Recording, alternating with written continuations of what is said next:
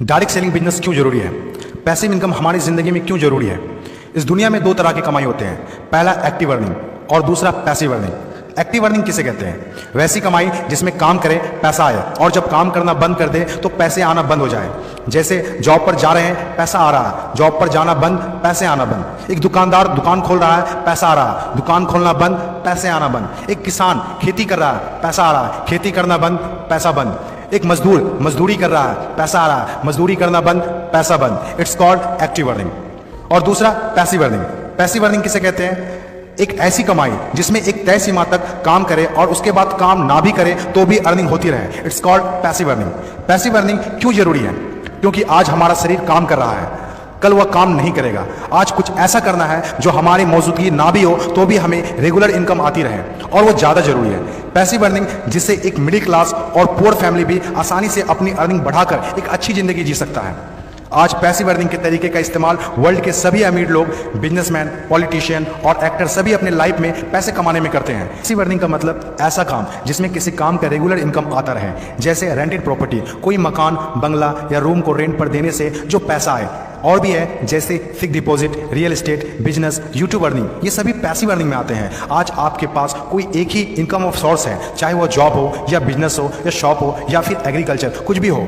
आप उससे अपनी लाइफ की ज़रूरतों को पूरा नहीं कर सकते हैं। अगर आपको एक बेहतर जिंदगी चाहिए तो आप सिर्फ एक ही इनकम ऑफ सोर्स पर डिपेंड नहीं रह सकते।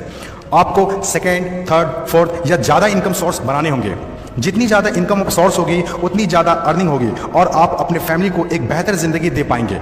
पैसिव अर्निंग करने के लिए आप ऑनलाइन और ऑफलाइन दोनों तरीके से कर सकते हैं। इसीलिए पहले आप कंफर्म करें कि आप किस तरह शुरुआत करना चाहते हैं। आपको बेसिक और सिंपल आइडियाज चाहिए, ज़्यादा रिस्क भी नहीं हो और इन्वेस्टमेंट भी कम लगे। डायरेक्ट सेलिंग बिजनेस सबसे बड़ा एग्जाम्पल है। ये पैसे कमाने का वो रास्ता है जिसमें आप सिर्फ एक बार मेहनत करते हैं और कुछ ऐसे संपत्ति बना देते हैं जो आपको जिंदगी भर पैसे कमा के दे सकें। पैसिव अर्निंग को समझाने के लिए मैं आपके साथ एक स्टोरी शेयर करना चाहूंगा। यह कहानी है बर्क हेजेस की किताब द पैराबल्स ऑफ पाइपलाइन। एक छोटे से गांव में दो दोस्त रहा करते थे, ब्रूनो और पाब्लो, जो बड़े सपने देखा करते थे। एक दिन किसी न किसी तरह वो गांव के सबसे अमीर आदमी बन जाएंगे। वो दोनों काफी मेहनती थे, उन्हें तो बस एक मौके की तलाश थी और एक दिन उन्हें वह मौका मिल गया। उस गांव में एक समस्या थी। गांव वाले को पानी लाने के लिए नदी में जाना होता था और आधा दिन पानी लाने में ही गुजर जाता था। वो दोनों ने गांव वालों से बात की कि वो नदी से पानी लाकर उन्हें देंगे और उसके बदले कुछ पैसे लेंगे। गांव वालों को ये बात अच्छी लगी। अगले दिन दोनों ने एक एक बाल्टी पकड़ी और नदी की तरफ चल दिए कि हर बाल्टी के लिए 10 रुपए दिए। ब्रूनो बहुत खुश हुआ, लेकिन पाब्लो को इतनी ज़्यादा खुशी नहीं थी। पाब्लो को बाल्टी ढोने की वजह से उसके पीठ में दर्द हो रहा था और हाथों में छाले पड़ गए थे। अगली सुबह फिर से उन्हें ढोने की बात सोचकर ही दहशत हो रही थी। पाब्लो ने नदी से गांव तक पानी लाने का एक अच्छा आइडिया सोचा। जब अगली सुबह दोनों अपनी अपनी बाल्टी उठाकर जाने लगे तो पाब्लो ने कहा, ब्रूनो मेरे पास एक आइडिया है। चंद सिक्कों के बदले मैं दिन भर बाल्टी ढोने की वजह क्यों ना हम नदी से गांव तक पाइपलाइन बना दे। ब्रूनो ने कहा, पागल, हमारे पास एक बेहतरीन नौकरी है, अच्छे पैसे भी मिलते हैं जिससे हम जो चाहें खरीद सकते हैं। अपनी पाइपलाइन के आइडिया को दिमाग से निकाल दो। लेकिन पाब्लो इतनी आसानी से डिमोटिवेट होने वाला नहीं था। उसने अपने दोस्त को पाइपलाइन बनाने का आइडिया अच्छे से समझाया। हम लोग दिन के आधे समय बाल्टी ढोने का काम करेंगे और आधे समय और छुट्टियों के दिनों में पाइपलाइन का काम करेंगे। ब्रूनो ने पाब्लो की बात नहीं मानी। पाब्लो जानता था कि पथरीली जमीनों में पाइपलाइन बनाना आसान नहीं होगा, लेकिन पाइपलाइन बनने के बाद जो मिलेगा उससे वह इंस्पायर होकर काम करता रहा। जब पाब्लो अपना पाइपलाइन बनाता था तो गांव वाले उसकी मजाक उड़ाया करते थे, ये देखो Pablo the pipeline. Bruno Pablo से दोगुना काम कर रहा था, इसीलिए वह दोगुना पैसा भी बना रहा था। पहले कुछ महीने तो पाब्लो की मेहनत का कोई फल नहीं दिख रहा था, लेकिन पाब्लो खुद को बार बार याद दिलाता रहता कि कल के सपने आज के त्याग से ही होते हैं। और आखिर में वही हुआ जो होना था, पाइपलाइन बनकर तैयार हो गया।